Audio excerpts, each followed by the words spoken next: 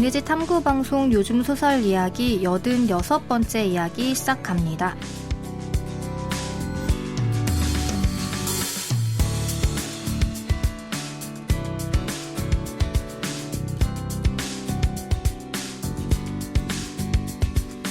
안녕하세요. 저는 KBS 1라디오에서 라디오 프로그램 제작하고 있는 이주영입니다. 네, 안녕하세요. 저는 해방촌에서 문학서점 고요서사 운영하고 있는 차경입니다. 네, 오늘 저희 오랜만에 요즘 시 이야기 준비했는데요. 요즘 시 이야기 이번 시 선생님은 황인찬 시인님 오셨습니다. 일단 먼저 인사해도 될까요?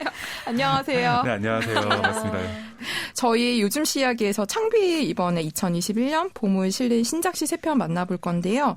일단 시 먼저 소개해드리면 한현희 시인의 딸기 해방전선, 황성희 시인의 옛날 사람, 그리고 박연준 시인의 작은 인간 이렇게 저희 살펴볼 거고요.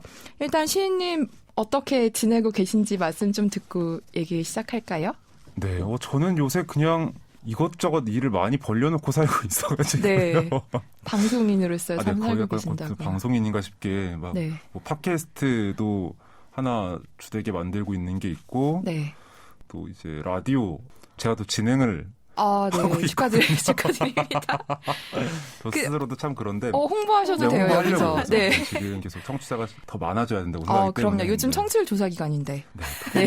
아, 죄송합니다. 네. 무슨 프로그램이에요? 어느 방송에? 국악방송에서 글과 음악의 온도라고 해서 이제 제가 짧은 에세이를 써가지고 네. 그거를 읽고요.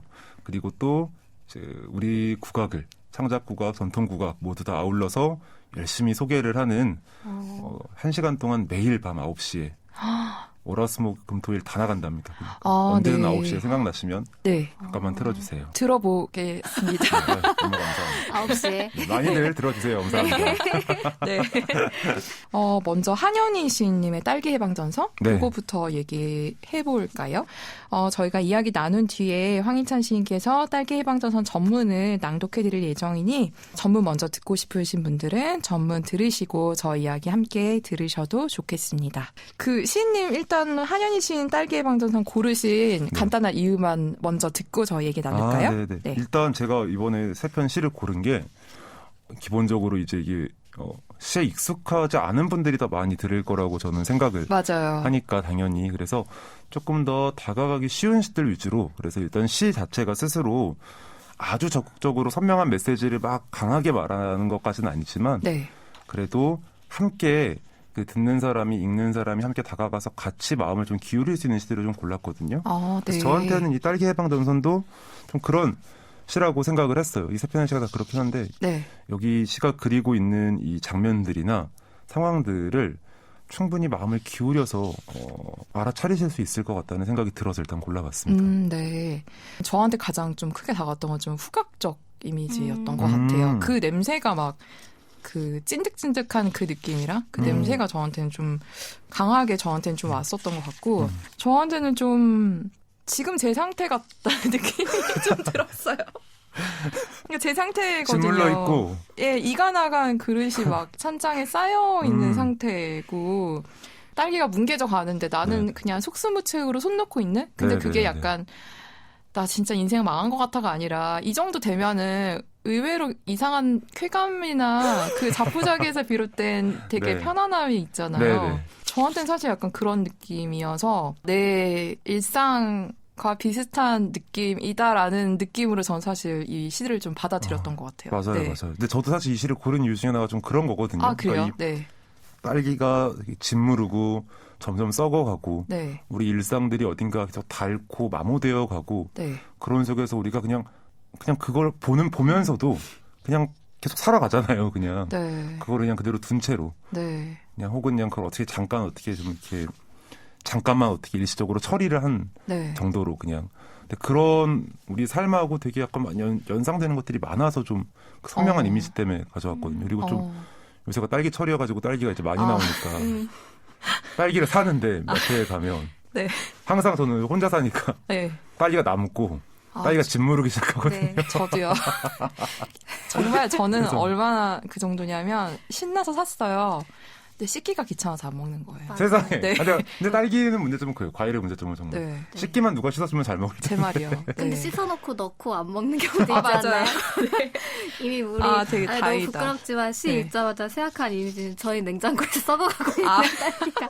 근데 다 이거를 집에 하나씩 있군요. 해치워야지 싶으면서도 그리고 살 때도 알잖아요. 너무 맛있어 네. 보이고 달콤한데 나 이거 분명 다 못 먹고 버릴 것도 아는데 이번엔 다를 거야라고 생각하고 네. 항상 사는 것 같아. 그래서 맞아요. 막 시 맞아요. 어느 구절에 뭐 지금 나는 새로운 딸기에 진입한 거구나. 그러니까 이게 무슨 뜻인지 정확히는 몰라도 뭔가 계속 새로운 딸기를 사는데 깎고야 마는 그 너무 처치곤란한 상태에 근데 왜 그 더럽게 이제 썩은 거를 냉장고에 두면 안 좋으니까 네. 가장 발견했을 때 빨리 버려야 더 이제 험한 꼴을 안 보는데 그쵸. 네, 맞아요. 뭔가를 계속 모른 척하고 싶은 마음이 들 때가 있어요. 네. 그래서 저도 이제 이게 딸기 지금 철이고 항상 매년 반복되는 네. 느낌에 대한 이야기로 정말 그냥 그렇게 읽히긴 그래서 앞에 했거든요. 딱 두 연이 딱 그 내용이잖아요. 딸기가 점점 썩어버렸다. 그런 당연한 일들이 벌어지곤 제자리에 주저앉았다.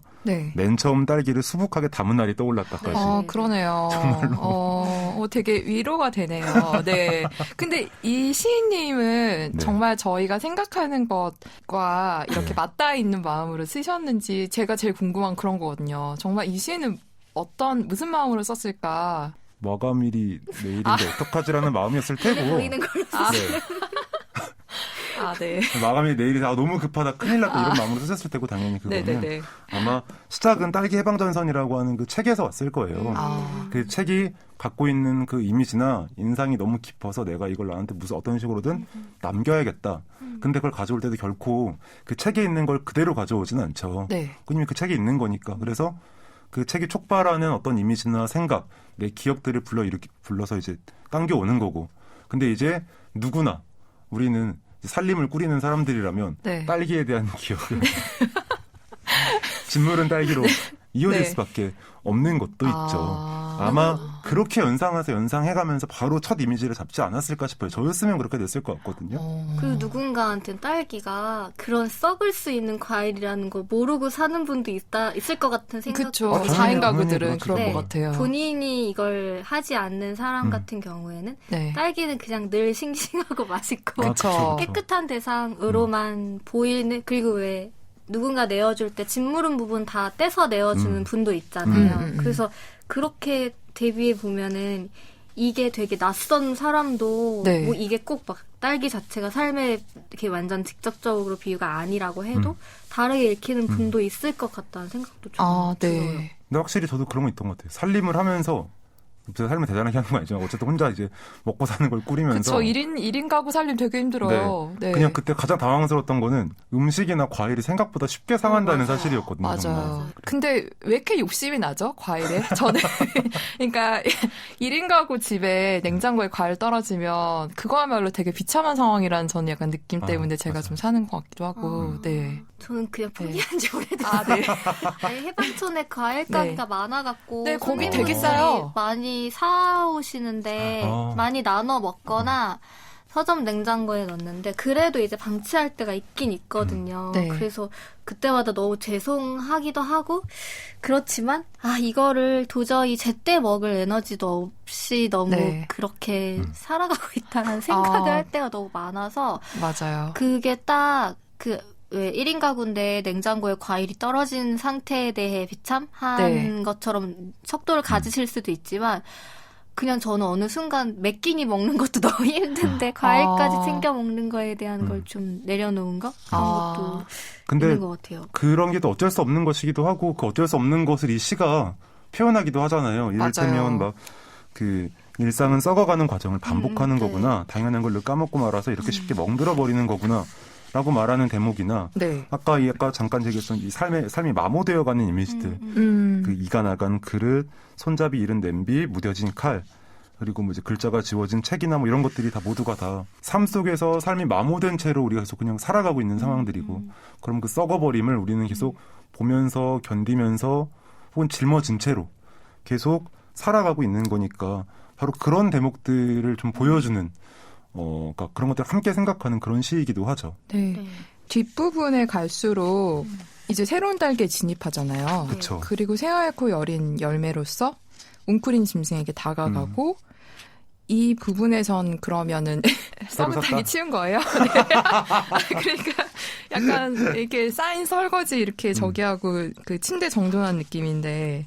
근데 약간 네. 좀 그런 게 있는 것 같아요. 그러니까 결국에 이게 삶이라고 하는 게 딸기 하나와 함께 딸기가 하나 짓물러서 끝나버리면 우리 삶이 끝나버리고 이런 게 아니잖아요. 네. 끊임없이 무엇인가가 썩어가게 되고 근데 또 우리는 새로운 무엇인가를 시작하게 되고 네. 그래서 만신창이인 하루가 끝났는데 자고 일어나면 또 다음 날이 시작되고 이런 식으로 저한테는 말하자면 내일이 다가오는 것처럼 우리 삶이 계속 이어질 수밖에 없다는 것처럼 그때는 또 그 말끔한 아침 씻어서 이제 깔끔한 상태 네. 이런 상태로 이제 집을 나서겠죠. 그리고 하루를 보내는 동안 또 갖은 먼지와 뭐 피로와 네. 누적이 돼가지고 이제 만신창이가 돼서 돌아올 테고.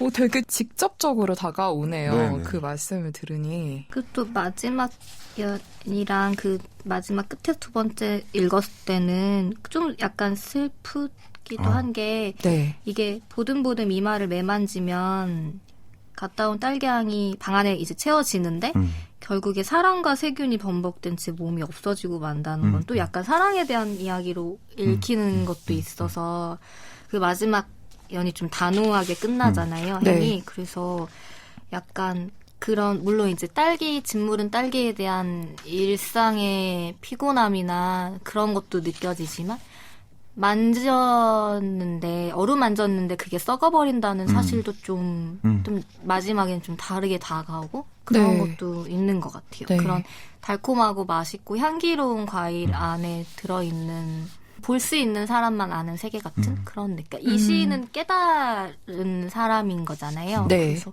그런 게 좀 진짜 딸기 하나 두고도 이렇게 쓸 수가 있구나라는 역시, 생각을 네. 좀 하게 만드는. 근데 확실히 그런 말씀하신 것처럼 이 시가 단지 삶에 대한 것뿐만이 아니고 사랑이라고 하는 키워드로도 읽어내야 하는 지점들이 분명히 있거든요. 왜냐하면 네. 이 삶이 지금은 이제 혼자잖아요. 네. 근데 이 혼자인 상태인데 끊임없이 어떤 부재를 네. 환기하고 있어요. 중간중간에. 그래서 이를테면 저기 방문을 걸어 잠그고 나오지 않는 이가 누구인지 잊어버렸다. 라고 말을 한다거나 네. 아니면 방문 손잡이가 덜그럭덜그럭 돌아갔다. 아무도 들어오지 않았다. 라고 한다거나. 되게 슬프네요. 네. 이런 네. 대목들은 다 이제 내 삶의 어느 순간에 혹은 내 삶에 계속 누군가와 함께 있었고 그리고 그 있음이 이제 어느 순간 사라져버린 그러니까 누군가의 부재를 끊임없이 의식하고 있는 그런 장면들인 거죠. 그러면 이 딸기가 짓무른다고 하는 것도 그때 우리가 처음 시작했을 때 그토록 생생하고 파릇파릇하고 풋풋했던 그것이 시간이 지나니 물러가고 그 무른 것은 손을 대면 더 쉽게 상하고 세균이 번져가고 네. 뭐 이런 식으로도 또 이 사물을 그러니까 읽어낼 수도 있겠죠. 근데 기본적으로는 홀로 있는 모습 그래서 삶을 중심으로 하는데 여기에는 분명히 누군가의 부재를 강하게 이제 시가 품고 같이 가고 있는 측면이 있죠. 그 마지막에 이번 삶에선 증오를 내버려 두기로 했다. 그리고 그 앞에 이제 그리하여가 붙잖아요. 저는 이게 약간 어떤 느낌이냐면 증오를 어쩔 수가 없어서 내 안에 증오를 삭제할 수가 없어서 네. 내버려둔 채, 그러니까 독을 품듯이 가지고 간다는 약간 그런 느낌인데 그렇게 읽으면 맞나요? 맞냐고 물으면 시인들이 또 맞고 틀리는 거 없습니다 이렇게 말씀하시는 거 알겠지만, 네, 뭐 네. 당연히 네, 맞는 건 없고 네. 그냥 다 이제 자기 좋을 대로 읽으면 그쵸. 되는 게 네, 네, 네. 그 좋을 대로 읽은 만큼 시가 커지는 거기 때문에 네, 그냥 뭐 어떻게든 읽어도 좋지만 저도 전체적인 의견에선 말씀하신 거랑 많이 비슷하다고 저도 생각을 하거든요. 어쨌든 네. 삶은 계속되어 가는 것이고 이 증오도 계속 끌어안은 채로 어느 순간 쓰러졌다가 다시 불처럼 다시 솟아오르고 그 우리가 마음속에 품고 있는 어떤 감정이라는 게 그렇잖아요. 네, 저도 평소에 까맣게 잊고 살다가 갑자기 자려고 딱 누웠는데 네. 아 죽였어야 되는데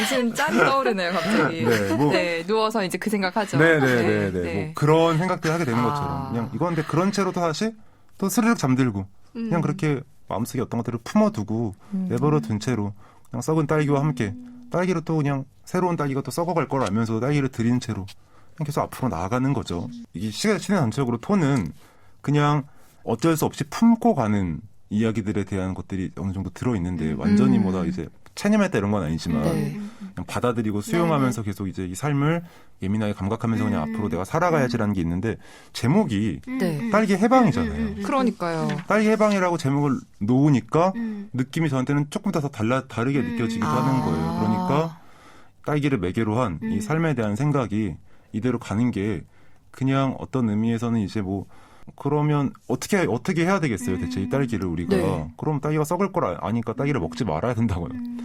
딸기를 그냥 산 건 무조건 다 먹어야 된다거나 그쵸. 약간 이렇게 되는 게 아니잖아요. 네. 네네. 그런 의미에서 저한테 이 해방은 이 시가 갖고 있는 이 약간 좀 이렇게 딱 내려놓는 느낌이 네, 좀 트이게 만드는 게, 그러니까 저는 그 제목이랑 연관지었을 때는 네. 이 시에 약간 폭력의 흔적들이 있긴 하잖아요. 네, 멍이 네. 든 손목을 내려봤다거나 쉽게 멍들어 버린다거나 구더기라던가 네. 간지럽다거나 그래서 그 해방이라는 게 여기서 근데 이걸 그냥 짓이겨 버리고 끝이 나잖아요. 그 증오도 그렇고 네네. 그래서 이게 어떤 사랑과 폭력의 관계에 대한 것도 좀 생각이 나긴 하더라고요. 그게 이제 해방이란 단어랑 뭐 직접적인 뭐가 있을진 모르겠지만 네. 어쨌든 뭐 짓이겨 버린다는 게 망했다 뭐 이런 뜻이 아니라 그 짓이기고 또 새 딸기로 가는 그 과정 자체가 해방이라는 거랑 연결될 수도 있고 그러니까 뭐 사랑, 뭐 삶, 폭력 다 담겨 있는 그런 느낌이었어요. 맞아요. 그래서 마지막 여행이 그렇게 증오랑 같이 가는 걸로 끝은 나지만 그게 근데 그냥 기존의 삶이랑 똑같이 간다는 게 아니라 그쵸. 한 번 뭔가를 전환하고 그리고 또 나아갈 수 있는 그쵸, 그런 그쵸. 네. 그러니까 이제 이 딸기를 그냥 둔 채로 네. 더도 썩어도 그냥 의연하게 대처하고 네, 저희 썩은 딸기 너무 죄책감 가지지 맙시다. 그냥 해방되는 거죠. 네, 이제 거기서부터 맞아요. 우리가 냉장고로부터 해방이 되는 그러니까요. 거고. 네, 네. 농민들에게 좋은 일 하는 네. 많이 사 먹고 네, 못 먹으면 좀 약간 막 정리하고 갔을 때 그냥 잠깐 주말에 약간 힘을 발휘해서 어떻게 좀 잼 만들어가지고 할 수 나눠줘도 되고 있습니다. 주변에. 갈아 먹고. 네. 저희 그 마무리가 이상하지만 이 정도로 정리를 해도 되겠죠? 네. 네. 네, 네. 저희 그러면 낭독 듣고 다음 네, 네. 시로 이어가겠습니다. 네. 황인찬 시인께서 딸기 해방전선 낭독해 주시겠습니다. 네.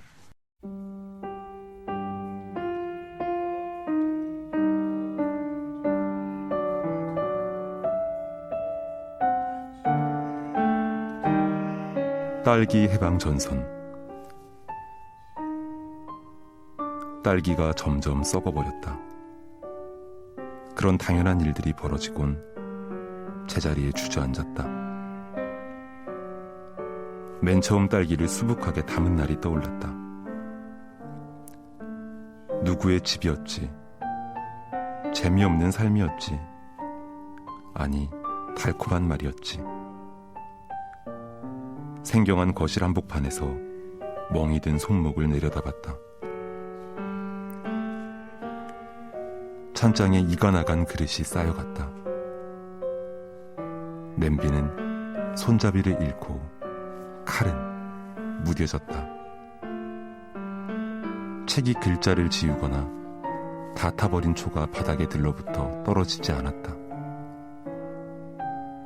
먼지와 털이 구르는 동안 초침은 타닥타닥 제자리만 걸었다.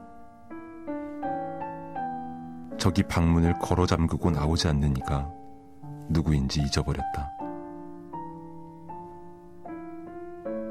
딸기를 짓이겼다. 손가락이 부풀었다. 일상은 썩어가는 과정을 반복하는 거구나. 당연한 걸 늘 까먹고 말아서 이렇게 쉽게 멍들어 버리는 거구나. 방문 손잡이가 덜그럭 돌아갔다. 아무도 들어오지 않았다. 손가락을 대었다. 전혀 아프지 않았다. 딸기 아래엔 구더기가 있고 구더기 아래엔 이야기가 있을 것이고 그것은 물컹거리며 달콤해지다가 사라질 수도 있었다. 침묵과 침묵 사이에서 말 못한 사연은 끈적하게 상처에 달라붙었다. 너무 간지러워 긁고 또 긁었다. 이것을 부스럼이라 부를지 부질없음이라 부를지 인간 대신 다른 무언가가 되어야 한다면 딸기 같은 것도 좋지 않을지. 끈질기게 달라붙어 남에게 깨알 같은 흔적을 남길 수 있으니. 그러니까 지금 나는 새로운 딸기에 진입한 거구나. 새하얗고 여린 열매로서 건넌방에 웅크린 짐승에게 다가갔다. 이제야 알겠어. 보듬보듬 이마를 매만지면 갔다 온 딸기 향이 죽을 만큼 방 안에 채워진다는 것. 사랑과 세균이 범벅된 채 몸은 없어지고 만다는 것. 그리하여 이번 삶에선 징후를 내버려 두기로 했다.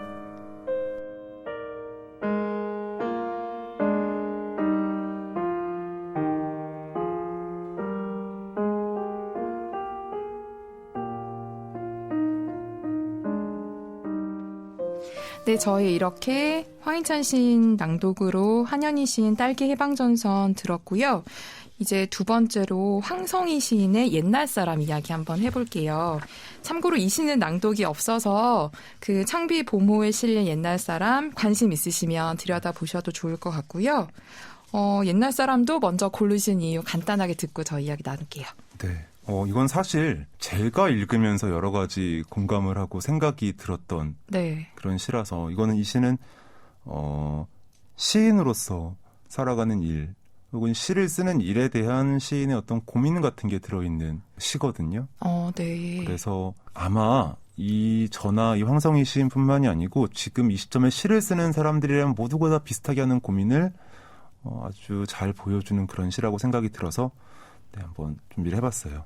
저는 옛날 사람으로서 공감이 되는데 네. 이 제목이 주는 이거 사실 막 예능에서 많이 희화해서 쓰는 단어잖아요. 맞아요. 근데 내용은 전혀 그렇지 않은데 말씀하신 대로 굉장히 쓰는 사람으로서의 자아라던가 네. 말과 언어와 관련된 맞아요. 고민이라던가 네. 또 예시인의 이름을 빌려오는 것도 있고 근데 저랑 지영님이 저희는 읽는 존재인데 네. 읽는 것도 옛날 사람이 인체로 읽었을 때 문제가 있다라는 얘기를 좀 많이 했거든요. 그러니까 그쵸, 소설 맞아요. 얘기를 할 때 맞아요. 옛날 사람의 감각으로 요즘 소설을 이해할 때 낳게 되는 범에 대해서 잘못에 대해서 그런 얘기를 많이 해서 이제 그만 얘기하자 이런 얘기를 최근에 진짜 많이 했어요. 맞아요. 근데 반대로 또 요즘 시선으로 네. 옛날 작품들을 볼 때 생각해야 되는 것도 많고요. 맞아요. 그러니까 요즘의 윤리나 요즘의 미감만으로 판단하면 네. 약간 좀 제대로 읽어내기에 좀 어려운 측면이 있고 그것도 맞아요. 한편으로 동시에 또 네. 요즘 시각으로 다시 봐서 과거의 아름다움이나 네. 과거에 좋았던 것들에 대해서도 다시 반성하거나 재고하는 것도 요새는 너무너무 필요한 작업이니까요. 전 세계적인 감각을 갖고 있는 분도 물론 존재하겠지만 보통의 사람이면 자기가 어느 시대의 사람이고 네, 그리고 그 시대의 어쩔 수 감각으로 없어요. 무언가를 소환할 때 좀 제멋대로 하면 안 되겠다는 생각을 되게 많이 요즘 하고 있어서 네, 그래서 저는 여기 이제 김종삼의 이름이 들어온 거나 그런 것들에 대해 환기해 주는 게 좀 그런 느낌이 들었어요. 쓰는 맞아요. 사람이 아니고 읽는 사람에게도 왜 여기도 뭐 많이 읽고 많이 언어를 모으고 이런 조금만 더 말을 모으면 뭐 이런 표현이 들어가지만 그런 얘기 있잖아요. 뭐 책을 한 권만 읽은 사람이 제일 위험하다? 같은 얘기처럼 말을 많이 모아도 그거에 한계가 분명 있는데 네. 그것으로서 무언가를 이루었다고 생각하는 것 자체가 위험할 수 있는 그런 생각이라 좀 주영님이랑 최근에 나오는 대화들이랑 이 시가 맞닿아 있었어요. 연결되는 게 되게 많았어요. 네. 먼저 이 시를 얘기하려면 김종삼 시인이 어떤 시인인지 먼저 조금 얘기를 하고 가야 네, 돼요. 좋아요. 그래서 김종삼 시인의 특징은 한국 시문학사에 손꼽히는 미니멀리스트다라고 할 수 있거든요. 그러니까 아주 적은 말과 그 적은 말들이 만들어내는 아주 아득한 여백이 있어요.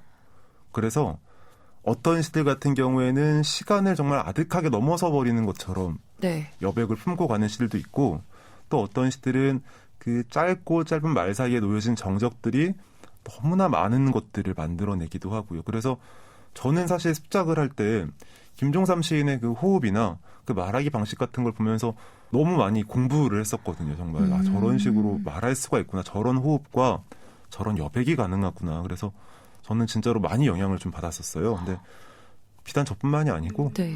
그 시를 좀 공부하고 그 쓰는 사람들이라면 이 김종삼이라고 하는 시인이 갖고 있는 이 사실 시라고 하는 건 흔히들 이제 여백의 장르 혹은 뭐 압축의 장르라고들 많이 말을 하는데 네. 김종삼 시인 같은 경우에는 압축을 굳이 하진 않지만 그 아득한 그 여백이 정말로 시의 가장 중요한 특성 중에 하나를 가장 잘 보여주는 그런 시인 중에 한 명인 거예요. 그래서 이 북치는 소년에서 빌려온 그 구절이 나오는데 네. 이게 북치는 소년이라고 하는 시도 이것도 아마 교과서에서 봤던 것 같은데. 네, 이 시는 저는 알아서 이 시 너무 좋죠. 너무 맞아요, 좋아요. 맞아요, 네. 맞아요. 이게 내용 없는 아름다움 같이 맞아요. 뭐 이런 식의 문장으로 시작을 해서 네. 그렇게 되면서 이제 문장이 완성되지도 않고 그 같이 처럼처럼으로 그냥 끝나버리는 그런 시예요. 네. 그래서 아주 짧은 말들로 만들어져 있는. 근데 그 말 그대로 그 내용 없는 아름다움이라고 하는 거. 그 적은 말들, 비어있는 자리들, 그 자리들에 들어서는 그 말을 넘어서는 아름다움 같은 것들을 너무나 잘 보여준 시인인 거죠. 그래서 이제 이 황성희 시인이 김종삼을 읽다가 첫 구절이 문득 말을 멈춘다잖아요. 네. 멈추게 되는 거예요. 왜냐하면 말을 하지 않는 시인이니까. 아, 그렇겠네요. 읽고서 막 진짜 머리에 찬물 이렇게 딱 끼얹으면서 김종삼 선생님이 야, 너 시 그렇게 쓸래? 약간 이런 말 하지 않았을까? 네. 그래서 이게 옛날 사람이라고 하는 게 두 가지 의미를 갖게 되는 거기도 한데요. 그러네요. 네. 옛날 시인이 김종삼의 시를 읽고 어떤 생각을 하게 되는 것이기도 하고 동시에 내가 또 옛날 사람이 되어간다는 그런 생각을 하는 것이기도 한 거겠죠 아마. 근데 그렇게 이해를 하고 나니 너무 약간 명쾌하게 다가와서 저한테 더 이상 할 말이 없어지는 약간 그런 그래요? 느낌이 근데, 약간 들긴 들어요. 근데 이게 좀 확실히 네. 분명히 메시지가 되게 분명한 시이기는 해요. 네. 또 여러 가지 또 이거 생각을 해볼 수가 있는데 이를테면 이 내용이 그러면 이제 처음 구절이 많은 말을 가지면 많은 뜻을 전달할 줄 알았다. 뭐 그래서 그때야 비로소 남나였던 나를 알아보고서 의미들은 나의 명령대로 빛나는 거미줄을 짜고 뭐 그렇게 이제 많은 말들을 직조를 해내면 이제 뭐 많은 뜻이 전달되겠지라고 생각을 할 줄 알았는데 김종삼을 읽다가 문득 말을 멈추는 것이다. 네. 이렇게 그냥 생각을 하게 되는 거잖아요. 근데 이거 자체는 사실 시인이 진짜 하고 싶은 말은 아닌 거예요. 왜냐하면 이건 너무 당연한 얘기거든요. 그쵸. 너무 당연한 얘기예요. 네. 어떨 때로는 적은 말이 혹은 침묵이 더 많은 것을 말할 수 있다라고 하는 것을 이렇게 시력이 오래된 시인이 모를 리가 없잖아요. 그러니까요. 그래서 이거는 그냥 문득 새삼스럽게 그냥 생각나는 것에 더 가깝다고 사실 저는 생각을 했고요. 오히려 이제 그 생각을 하게 되는 거예요. 이거는 이 쓰는 일이라고 하는 것 자체에 대한 생각들을 하게 되는 거죠. 그러니까 이 쓰는 일이라고 하는 것이 그러니까 결국 이 시는 마지막에 이제 무엇을 더 써봐야 하나 혹은 요즘 아이들은 알아듣지 못할 말을 중얼거린다거나 이런 말들을 하는데서 이게 무슨 말이냐면 결국에는 시라고 하는 것 자체가 이제 너무 낡고 한편으로는 그래서 저는 그런 때도 있거든요. 그러니까 이제 문학이 익숙하지 않은 분들하고 얘기를 하면 시인이 이렇게 접냐는 말을 들어요. 왜냐하면 그분의 머릿속에 시인은 죽은 사람이거나 노인이거든요. 너무 교과서 기준에 그러니까 시라고 하는 것에 너무 관심이 없으니까. 근데 그런 면에서 시라고 하는 건 정말로 아주 옛날 거예요. 어떤 사람들에게는. 또 그뿐만이 아니고 또 여러 가지 얘기들이 또 있을 수도 있는데 이를테면 저는 시를 쓰면서 또 그런 생각을 하기도 하거든요. 시라고 하는 양식 자체가 되게 완고한 양식이라는 생각을 할 때가 있어요. 그러니까 시가 되게 자유롭고 넉넉해 보이지만 동시에 그것이 아름다운 시가 되기 위해서는 여러 가지 한계들이 분명히 있긴 있거든요. 다른 예술 장르랑 비교해봤을 때.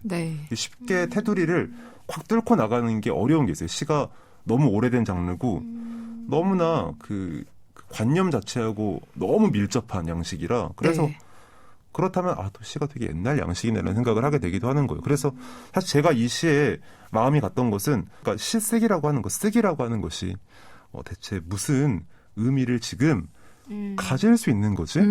말들이 직조해내면 써내면 내가 시인으로서 살면 이게 진짜 의미가 있는 건가?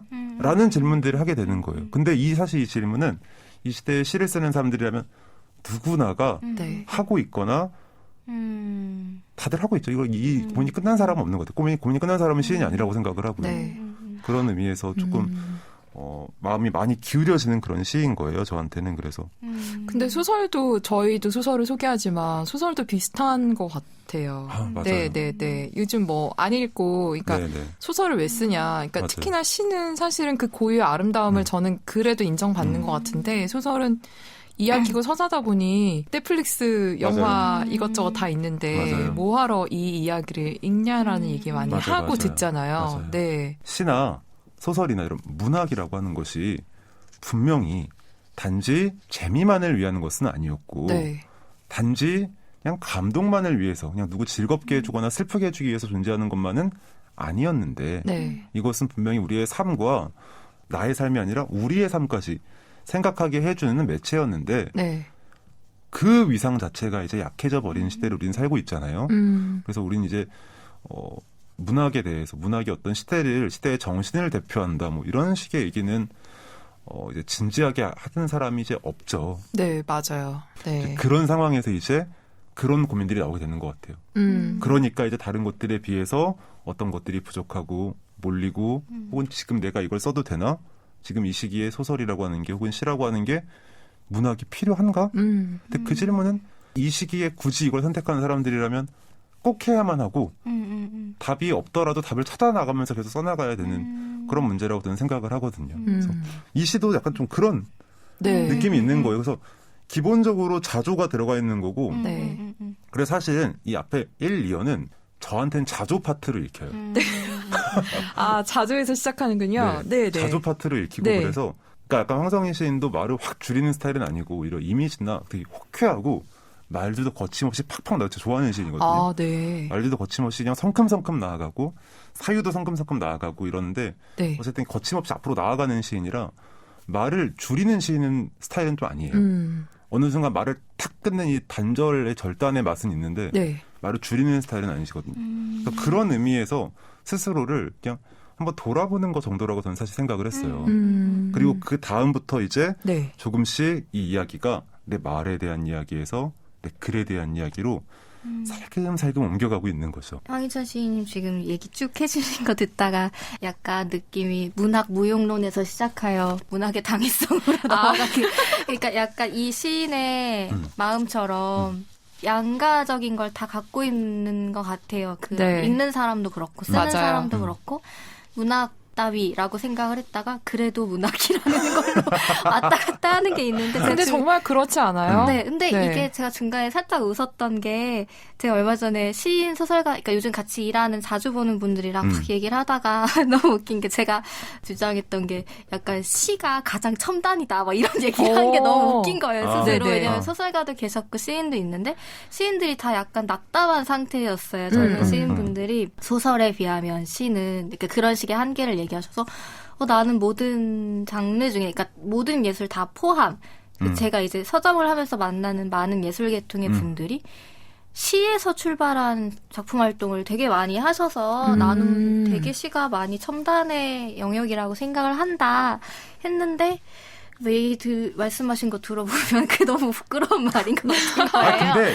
근데 저는 그것도 분명히 맞는 말이라고도 생각을 해요.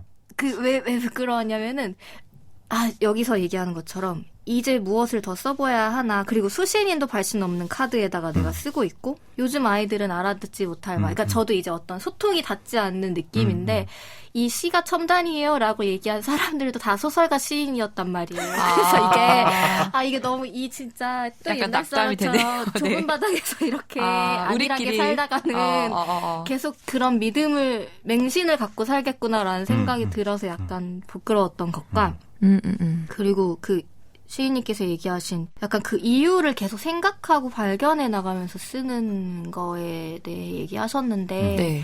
근데 심지어 저는 쓰는 사람이 아니고 그냥 서점을 운영하는 사람임에도 그런 식의 청탁을 받거나 에세이를 질문을 인터뷰에서 많이 받았어요. 소설을 왜 읽어야 하나에 물어하는. 아마 모든 작가님들이 다 한 번씩 그리고 그거에 대해 글을 쓴 분도 많고 그 나중엔 저도 이제 그딴에는 저만의 이유를 남의 말에 기대기도 하고 제가 이제 짧은 체험으로 생각한 것들을 썼는데 그래서 뭐 그래 이 정도의 당위성을 갖고 내가 이거를 소개하는 일을 하면은 괜찮지 않을까? 다른 이유도 더 찾고. 근데 솔직히 우리가 태어난 이유를 찾는 것과 좀 비슷한 생각을 했어요. 그러니까 이유가 꼭 있어야 되는 건 아닌데 왜 네. 자꾸 사람들이 우리한테 이유를 물어볼까? 맞아요. 사실 이유를 물어본 이유는 한 가지거든요. 돈이 안 되는 거 지금 왜 하고 있는 거야? 라는 뜻이에요. 이게 진짜로. 그리고 마치 나를 설득해봐라는 느낌이었어. 맞아요. 그래서 그게 이유가 꼭 있어야 되는 건 아닌데 이유가 무엇이에요? 라고 했을 땐 마치 있는 이유를 찾아내야 될 것 같은. 근데 네, 그냥 네. 이유가 왜 필요해요? 라고 얘기하고 싶은 마음도 이제는 좀 있는. 그래서 이 시인의 마음도 이제 무엇을 더 써보아야 하나라는 말에서 체념도 있지만 근데 꼭 이게 우리가 쓰고 읽는 이유가 꼭 어떤 이유를 가지고 있지 않아도 되지 않을까라는 생각도 좀 들었어요. 그러니까 우리도 지금 막 얘기를 하면서 그런 거에 대한 혼란스러움이 있고 네. 그럼에도 읽고 쓴다가 있잖아요. 근데 갑자기 그 생각이 들었어. 뭔가 그 넷플릭스 얘기하면서 네. 왜 굳이 이 시대에 이런 거를 읽을까? 물론 저도 그때 말한 이유가 그런 거였어요. 그 어느 장르보다 근데 가장 큰 기쁨을 주는 건 사실 문학이 나한테는 지금까지는 최고의 장르이다라는 식의 말이었거든요. 그리고 그거는 독서 체험을 해본 분들은 다 이해를 할 거다라는 말이었는데 그 이유를 왜 이렇게 찾으려고 너무 노력했을까라는 생각이 좀 이제 얘기하시는 거 듣고 갑자기 생각이 저는 났어요. 인상적인 말 들은 것 중에 그런 것도 있었어요. 몇 년 전일 거예요, 벌써. 오은 시인하고 어느 자리에서 이야기를 하다가 네. 무슨 대담 같은 걸 했을 거고 제가 좌담을 아마 제가 사회를 보고 오은 시인이 패널로 나오고 다른 시인도 패널로 나오고 이랬던 것 같아요. 네. 근데 저는 언제나 항상 갖고 있던 게 그 몇 년 전에는 더 제 생각이 더 질문이 더 간절했거든요. 네. 더 강했고 그러니까 시라고 하는 것 자체가 어떤 의미에서는 되게 낡은 양식일 수도 있겠다는 생각을 제가 강하게 갖고 있었고 좀 그런 의미에서의 질문을 제가 던졌었는데 네. 오은 시인이 그런 식으로 얘기하더라고요. 그러니까 오은 시인 생각하기에 자신은 좀 말하자면 옛날 거를 쓰는 낡은 시인일 수도 있는데 네. 그리고 시라고 하는 게 그 낡은 것일 수도 있는데 한편으로 우리 삶에는 그 낡은 것이 여전히 오래된 것이 필요한 자리들도 있다고 그래서 자기는 그 필요한 걸 하는 사람을 하겠다는 식의 얘기를 했었어요. 근데 생각해보면 그렇기는 그렇잖아요, 정말. 그쵸. 의자, 책상 이런 게 형태가 정말 긴 시간 동안 변하지 않잖아요. 그냥 그게 그 형태대로 역할이 있기 때문에. 네. 그리고 시 역시도 어떤 의미에서는 그런 의미에서의 분명히 역할들이 여전히 있을 거라는 말이에요. 그렇다면 여전히 그거를 더 계속 지켜나갈 필요도 있겠죠. 근데 한편으로 또 근데 시인들이 이런 생각을 하게 되는 건 좀 그런 이유도 있긴 있을 거예요. 근데 한편으로 예술이라고 하는 건 그리고 시라고 하는 건 그냥 더 이렇게 새로운 걸 향해서 더 멀리 나아가고 싶어서 하는 일인데 이게 지금 이 시점에서 정말 멀리 나가는 일이 이 양식 안에서 가능할까라는 질문이 분명히 있는 네. 거거든요. 그러니까 이제 여러 가지 고민들과 생각들이 계속 교차하고 막 쌓이고 막 이렇게 만들어지는 거죠. 네. 저도 사실 결론을 못 내린 채로 그냥 저도 이제 시인으로 한 10년 그쵸. 지냈는데 10년. 네. 한 10년 시인으로 있었는데 한 5년 차, 6년 차까지 진짜 그 생각을 되게 열심히 하고 지내다가 그 다음부터는 이게 어쨌든 간에 답이 없는 채로 삶하고 같이 가는 거구나. 네. 그냥 그래서 일단 이게 그냥 계속 삶하고 같이 그냥 끌고 가야겠다. 이걸로 너무 목을 매지 말고 목줄을 살짝 푼 채로 네, 그냥 같이 네, 가야 네. 되는 건가 보다 이 생각을 하면서 지내고 있거든요. 목줄 슬프다. 슬프네요. 네. 나를 견인해가는.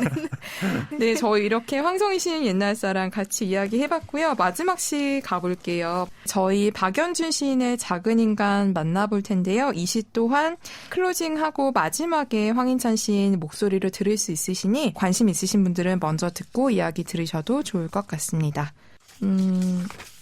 저부터 그냥 간략하게 이야기하면요. 저는 이거 왜 세월호 시처럼 읽혔죠? 저는 약간 그렇게 저도 읽혔거든요. 그 이게 생각하긴 4월이어서. 했어요. 네.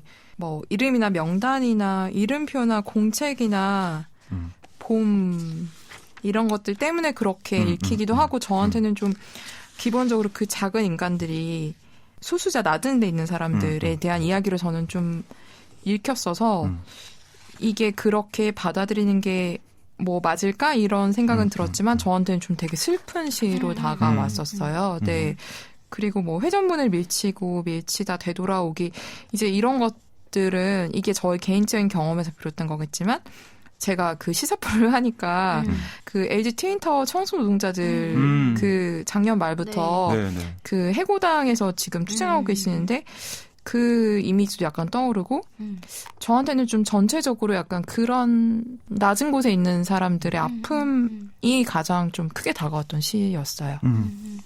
요 시 같은 경우에는 분명하게 약간 이게 중요한 지점은 그게 약간 내 것이 되는 위치에서 내가 나 역시 작게 말하면서 네. 작은 인간이 되어서 움직이고 있다는 게 이 시의 되게 중요한 위치라고 생각을 하거든요. 네, 그래서 네. 저기 작은 인간이 있다. 라고 이 사람을 보라라고 하는 데서 끝이 나는 게 아니고 네.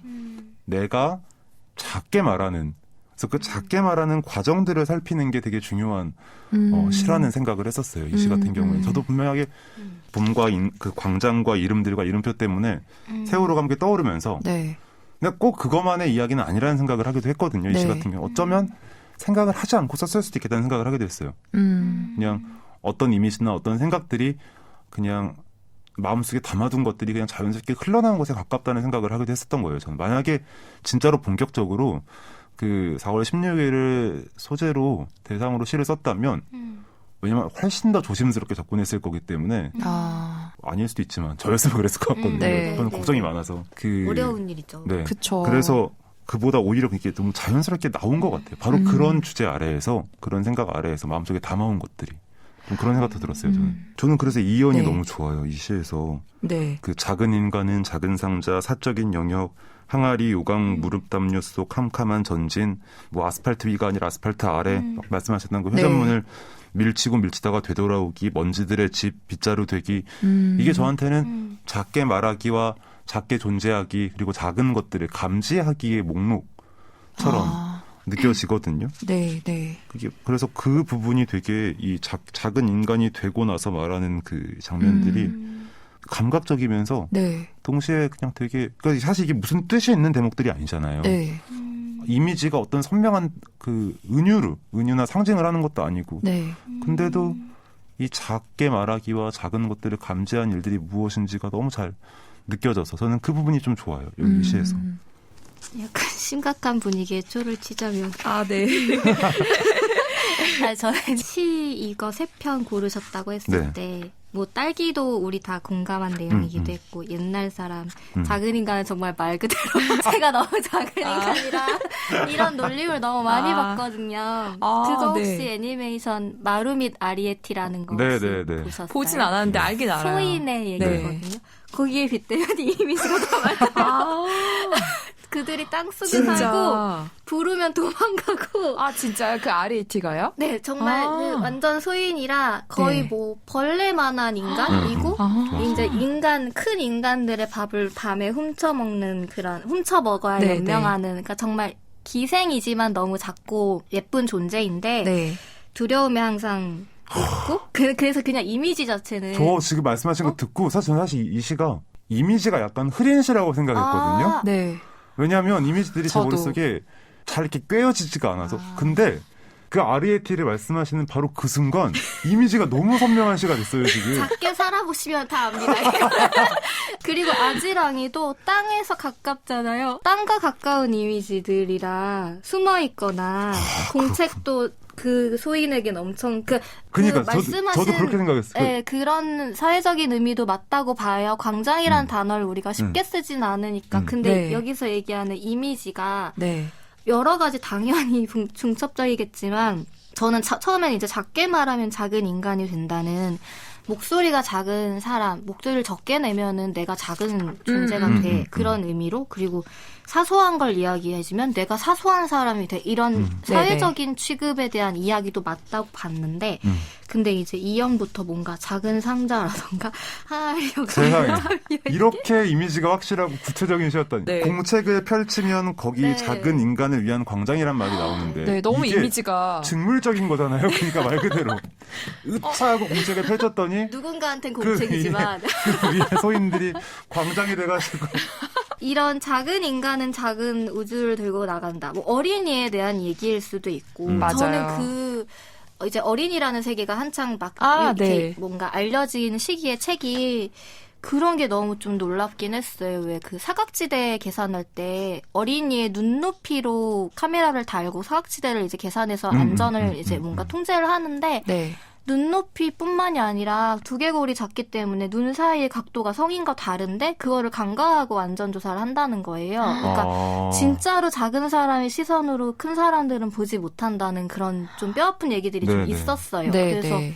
그런 거에 대한 공감도 있고 그래서 이게 그런 뭐 세월호라던가 사회적으로 이제 소외받는 혹은 그런 고통받는 노동자라던가 그런 분들에 대한 비유 은유일 수도 있고 뭐 어린이일 수도 있고 네. 정말 그냥 이미지적으로는 그 세계에 대한 이야기일 수도 있어서 네. 그리고 저는 또 좋았던 게 계절에 대한 이야기 좋아하는데 네. 겨울을 겪고 난 다음에 계절이 쓰고 버린 것들이라던가 이 문장 너무 좋았어요. 봄이 되면 봄 아닌 걸 치워야 한다? 저 이렇게 봄을 그렇게 좋아하지 않는데 이런 느낌이었던 것 같아요. 뭔가 이제 막 다 소생하고 밝아져야 하고 다들 행복해 보이는데 나는 아직 겨울에서 네. 벗어나지 못한 느낌인데 나도 그런 척을 해야 할 것 같아서 그렇게 계절 중에 봄을 그렇게 좋아하지 않는데 저도 그래요. 나는 아직 기분이 별론데 네. 꽃들이 계속 피고 그쵸. 파릇파릇해진 거예요. 저한테 네. 약간 저렇게 밀어내는 것처럼. 그러니까 그리고 정신 차려보면 여름 돼 있고 맞아요. 네. 그래서 항상 봄이 그냥 좀 그랬어요. 오히려 좋지 않은 느낌인데 근데 이 문장을 읽고 이런 느낌 딱 이렇게 한 줄로 설명되는 느낌이 있어서 나는 봄이 아닌 상태인데 봄이 되면 봄 아닌 걸 막 서둘러 치워버려야 하는 치우라고 얘기한 온 세상이 치우라고 얘기하는 것 같은 근데 이제 봄에 많은 슬픔들이 있잖아요. 슬픔들이 그래서 그런 뭐 광장에서 보이지 않게 뭐 이런 것들 봄에 많이 하잖아요. 네. 이렇게 가시적으로 하는 시기들 그런 이미지들도 많이 생각나서 그런 계절에 대한 감각도 되게 좋았어요. 이 시에서 또 이제 흥미로운 부분이라고 한다면 이런 부분도 있는데 작은 인간은 부르면 사라진다. 그리고 작은 인간을 위한 강과 다리 건너는 사람 없는 이렇게 말하는 대목들 같은 게 여기서 아까 지금 앞부분에서는 분명히 작게 말해서 작은 인간 되기를 했는데 네. 근데 또 한편으로 여기서는 또 어떻게 되면 작은 인간은 부르면 사라진다라고 말을 하는 장면이 있잖아요. 저한테는 이게 또 되게 이제 여기서부터 이제 다른 파트의 얘기가 시작되는 거잖아요. 네. 그래서 앞부분에서는 이제 작은 인간이 되어서 작은 인간의 감각으로 이 세계를 바라보는 그런 시쓰기였다면 그 다음부터는 이제 이 작은 인간이라고 하는 것이 어떤 식으로 사람들한테 사라지게 되는 것인지를 같이 보여주는 대목이라는 생각이 들어요. 그래서 아까 그 공책을 펼치면 여기 작은 인간을 위한 광장이 있는 것도 되게 귀여운 모습일 수도 있는데 한편으로는 네. 공책 위로 네. 어떤 목록들이 어떤 이름들이 그냥 존재가 올라가는 거예요. 그래서 여기 작은 사람이 있어 라는 말이 되는 거죠. 네. 그러면 이제 그게 공책으로 올라와 버리면 그것은 이제 목록이 되고 네. 기록이 되지만 존재 자체는 흐려지게 되고 네. 막 사라지게 되는 약간 이런 느낌이 또 있어가지고 요게 맞아요. 또 그 시가 한번 또 뒤집히는 네. 지점이기도 해서 좀 여기도 좀 이렇게 저는 약간 맞아요. 여기서부터 이제 마음이 심각해지기 시작하는 거거든요. 시가 진짜. 네. 그리고 약간 그 납작하게 공책을 펼치면 거기 작은 인간을 위한 광장. 납작하게 죽지도 않고 살지도 않는 이름들. 저한테는 약간 공책을 펼쳤다 접으면 그 안에 서 있었던 그 두 바닥이 서 있었던 작은 인간들이 그 납작한 그 사이에서 죽지도 살지도 못한다는 약간 이런 이미지로 좀 다가오기도 했고요. 저가 좀 궁금한 것은 그 이제 겨울이 나오는 연에서 계절이 쓰고 버린 것들 작은 연두, 야윈 연두, 굵은 연두, 찌한 연두. 이 연두는 뭘까요? 왜 연두라고 그러니까 열매 같은 그런 느낌이었는데 이게 연두라고 해서 이거는 어떤 이유에서 이 시어를 쓴 걸까 좀 궁금하더라고요. 근데 저한테는 이거는 이미지가 새싹 이미지 말고는 아무것도 떠오르는 게 없더라고요. 힘들게 이제 땅을 뚫고 올라가는 그냥 기본적으로 이제 땅이랑 같이 이미지가 이어지고 있으니까 그게 여기서, 얼굴을 든. 네, 여기서 얼굴을 들 수 있는 연두색 무엇이면 새싹 말고는 저는 아무 생각이 안 나서 봄으로 이어지니까 겨울이 끝나가면서 이제 슬슬 이제 고개를 들이미는 네네. 약간 그런 느낌인데 근데 또 그게 약간 저한테 아주 정확한 아주 해석이라고 보기에는 조금 스스로도 자신이 없기는 해요. 네. 요거 같은 경우에는. 그러니까 연두가 얼굴을 들고 발견이 되었는데 이게 작은 인간은 부르면 사라진다가 저도 약간 헷갈리는 부분이긴 했는데 아까 장난으로 발견되고 싶지 않은 소인이 부르면 도망가는 느낌으로 이미지를 생각을 했는데 근데 앞이랑 연결을 했을 때에는 시인이 말씀하신 것처럼 어떤 존재가 있어서 작은 인간을 부르고 발견을 했는데 그걸 이제 명단에 올리는 순간은 개별성은 지워지잖아요. 그냥 어떤 하나의 이름이나 그룹으로 이름이 묶여지는 그런 발견들이 있잖아요, 사실. 네네. 그래서 개별적인 대상으로 우리가 뭐 예를 들어 요즘에 장애인 관련 이슈들이 많이 있는데 그분들을 다 개별적인 장애와 개별적인 인간으로 듣고 맞추려고 하는 그분들을 위한 강가다리를 만들다기보다는 그냥 장애인이라는 비장애인의 편리를 위해 묶어버리는 사람들을 위한 명단 작성 같은 것들이 있잖아요. 이 발견이 저도 좋은 발견인지 아닌지에 대한 좀 헷갈리는 것들은 있긴 있었어요. 분명 작은 인간이 있고 작은 인간을 누가 호명했는데 우리가 웬 기본적으로 호명한다는 건 좋은 뜻으로 많이 쓰였잖아요. 네. 발견하고 이름을 불러준다는 네. 건 시도 그렇고 다른 장르에서도 긍정의 의미로 많이 쓰였는데 근데 드러나고 싶지 않은 사람들에 대한 이야기도 담겨 있는 것 같아서 근데 또 그 연두의 이미지가 새싹은 또 좋은 의미인데 그쵸. 여기서의 느낌은 또 그렇게 그쵸. 막 파릇파릇 이런 게 아니라 나도 어쩔 수 없이 뚫고 나온 왜 바레치나 알가껍질이라는 게 나도 사실은 더 땅속에 숨어있고 싶은데 그냥 올라와 버렸어의 느낌도 좀 있는 그런 연두의 느낌이라 애써 올라왔는데 공책으로 올라가게 됐고 뭔가 그런 이게 내가 원하는 것의 느낌보다는 저항의 느낌도 좀 있고 약간 좀 복잡했던 것 같아요. 그래서 그런 우리가 기본적으로 긍정의 이미지로 쓰였던 시어나 이미지들이 그렇게 긍정적으로 느껴지진 않아서 좀 이상하다는 느낌도 받고 알쏭달쏭한 느낌이 있는데 저는 개인적으로 작은 인간이란 단어가 되게 재밌다라는 생각을 했어요. 네. 그냥 좋았는데 참 해석하기 어렵다라는 생각도 했어요. 뭔가 이렇게 불리니까 처음 불리는 사람을 보는 느낌이었어요. 저한테는. 근데 그 말 들으니까 왜 이렇게 이 연두가 너무 안 돼 보이네요. 진짜 막 봄에 비도 맞고 이제 나갈 때가 돼서 솟아오른 새싹이라기보다 야위고 굶고 취한, 그러니까 겨우겨우 이렇게 얼굴을 드는, 근데 사라지고 마는.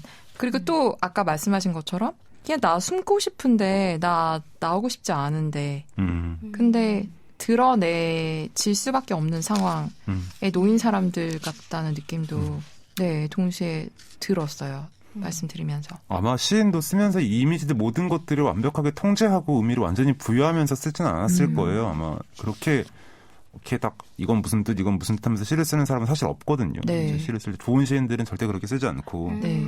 어느 정도는 자기도 모르는데 쓰고 아니면 쓰고 나서 나중에 뒤늦게 알게 되는 경우가 훨씬 많고 네. 그래서 언제나 시에 생기는 어떤 그래서 나중에 오히려 그래서 더 총체성에 더 발휘하게 되는 더 큰 총체성을 만들어내게 되는 건데 자기도 네. 모르는 지점까지 품고 있어가지고 시가 언제나. 근데 마찬가지로 저한테 이런 것도 약간 이 지점이 약간 이 생긴 이 수수께끼가 어쩌면 다른 시들하고 같이 옆에 나란히 봤을 때 또 시를 읽을 때 제일 좋은 방법은 뭐냐면 그 시인의 다른 시를 함께 같이 읽는 거거든요. 아, 네. 그러면 그냥 시에서는 이거 왜 이런 부분 왜 썼지? 혹은 이거 뭐야 싶은 부분들이 다른 시들하고 쭉 같이 읽었을 때는 맞아. 아 이게 전체적으로 바로 이 이야기, 네. 이 호흡, 이 방향을 위해서 이렇게 있는 거구나를 알게 되는 것도 있어서 오히려 약간 이 부분이 저희가 더 헷갈리게 된다면 박윤준 시인의 시를 더 많이 살펴보는 걸로. 근데 시집 읽을 때 그런 경험 많이 해요. 맞아요. 그래서 시집은 되도록 안 끊고 계속 한 번에 쭉 읽으려고 하는 게 옛날에는 이해가 안 되면 책장에 안 넘어가고 계속 읽었는데 이제는 좀 통독을 빨리 하면 맞아요. 뒤에 읽다가 앞에 게 갑자기 선명해질 때도 맞아요, 있고 맞아요. 다시 돌아가면 네. 다르게 그래서 시집은 정말 가능하면 한 번에 쭉 읽는 게 좋더라고요. 저한테는 맞아요. 이해에는. 저 이렇게 박연준 시인의 작은 인간까지 저희 시 3편 모두 만나봤어요. 황인찬 시인님 이제 헤어질 시간인데 네. 네, 어떠셨는지 또 그 황인찬 시인님 팬들이 제 주위에 많은데 책 언제 나오냐는 얘기를 엄청 많이 해요. 네, 책 네, 계약을 네. 많이 하셨다는 또 맞아요. 네, 소문도 들리고 해서 맞아요. 그 얘기도 해주시면 좋겠습니다. 네, 네. 네. 일단은 제가 항상 다른 시인들의 시를 이야기할 때 네. 최대한 민폐를 덜 끼치려고 이렇게 좀 진지하게 말하려고 노력을 하는데 네. 사람 자체가 워낙 가볍고 경박스러워가지고 좀 그게 마음처럼 잘 안 돼서 혹시 네. 사과하실래요? 네, 죄송합니다. 제가 원래 일부러 그러려던 건 아니었고요. 네. 저는 잘하려고 노력은 했는데 제가 죄송해요. 초쳐서. 능력이 부족했네요. 네. 먼저 일단 사과를 드리고 네. 네. 그리고 이제 그래도 이제 우리가 시라고 하는 것 자체가 우리한테 좀 이렇게 낯설고 여전히 혹은 어렵다는 생각이 들 수도 있는데 사실 시가 그렇게 어렵진 않아요. 네. 그냥 무슨 말인지 모르겠는 채로 둬도 되는 거예요. 왜냐하면 쓴 사람도 잘 모르거든요. 그러니까 서로 모르는 채로 모르는데 약간 무슨 기분은 남잖아요. 사실 그거면 시는 충분해요. 저희가 되게 위로가 된다. 저희가 막 네. 그 해석을 하고 막 깊이 있게 읽는 것처럼 이렇게 이야기를 하긴 했지만 사실 이것도 얼추 다 틀린 말일 거고 아마. 맞아요. 왜냐면 정답은 없을 테니까. 네. 그러니까 그냥 저희가 시에 대해서 좀 마음 편하게 그냥 좀 마음에 몇 가지 인상을 남긴다 말들로 그냥 그거 인상이 나오면 그걸로 충분하긴 한 거거든요. 네. 그래서 그냥 보다가 그냥 우리 집 딸기가 썩어 있는 게 생각이 났으면 그걸로 충분한 거고 네. 그냥 내가 작다는 사실이 생각나면 또 그걸로 또 충분한 것이기 때문에 편하게 그냥 지나가다 시가 보이면 한번 들춰보시기를 들춰서 보시고 만약에 제 시집이면 사시기를. 네. 그러면 이제 자연스럽게 이제 근황기로 넘어가죠. 오, 네. 앞으로의 진짜 계획. 언제 나오시는 거예요? 네. 일단 사실 원래 올해 중에 나와야 되는 책이 여러 권이 있는데 네. 또 제가 약간 능력이 부족해서 일단은 이종산 작가님하고 같이 공동으로 그 리터에 연주하셨나요? 그 네. 악스트 악스트 죄송합니다. 연주하고 네. 있는 그게 아마 이제 올해 중에 작업을 해서 이제 나오는구나. 네, 올해 중에 아마 나오게 될 테고요. 네.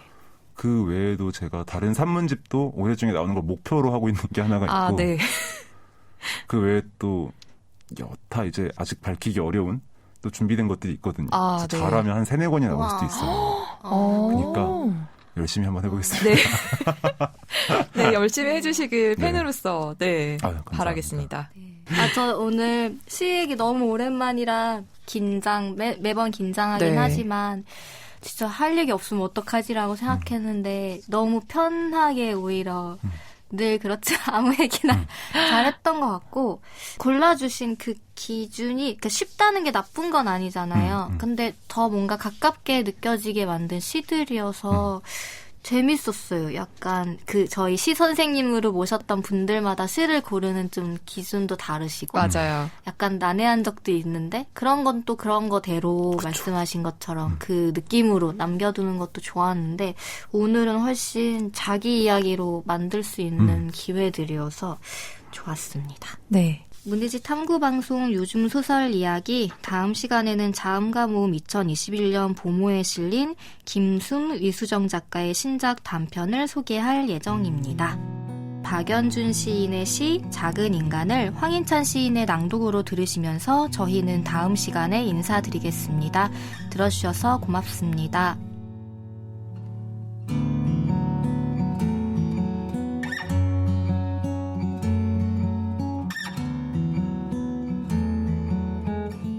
작은 인간.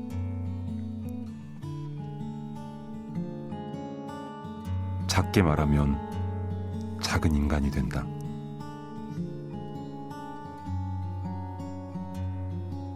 작은 인간은 작은 상자, 사적인 영역, 항아리, 요강, 무릎 담요 속 캄캄한 전진. 아스팔트 위가 아니라 아스팔트 아래. 회전문을 밀치고 밀치다 되돌아오기. 돌고 돌아 소용돌이 속 정적되기. 먼지들의 집, 빗자루 되기.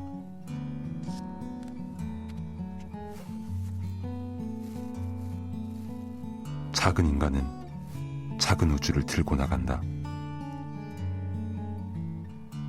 겨울을 걸으면 발에 치이는 알과 껍질, 계절이 쓰고 버린 것들. 작은 연두, 야윈 연두, 굶은 연두, 취한 연두가 얼굴을 든다. 작은 인간은 부르면 사라진다. 작은 인간을 위한 강과 다리, 건너는 사람 없는.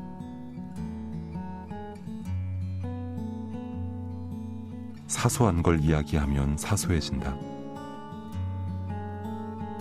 공책을 펼치면 거기 작은 인간을 위한 광장. 납작하게 죽지도 않고 살지도 않는 이름들. 사소한 명단이 걸어다닌다. 작은 이름표를 달고 작게 작게.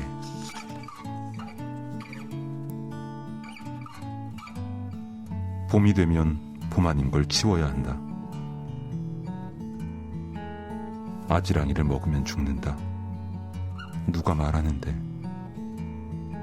작은 인간은 천천히 그것을 먹는다.